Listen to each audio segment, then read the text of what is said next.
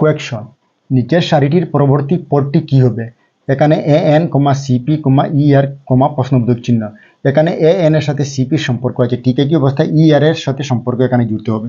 এখানে 4টি অপশন দেওয়া আছে, আমরা দেখে নিই আসলে এখানে কোন অপশনটি সঠিক হয়। তাহলে প্রথমে আমাদের এখানে দেখতে পাচ্ছি এ এর বিপরীতে এখানে কি আছে? সি আছে। তাহলে সি কি করে হলো আমরা দেখে নিই। এ বি সি, অর্থাৎ একটি গড় পরে আমরা কি পেলাম? সি পেলাম। তাহলে আমরা এখানে কি আছে? ই আছে, ইর পরে আমাদের কি আছে দেখে নিই। E F G. তাহলে প্রথমে আমরা কি পেলাম? জি পেলাম।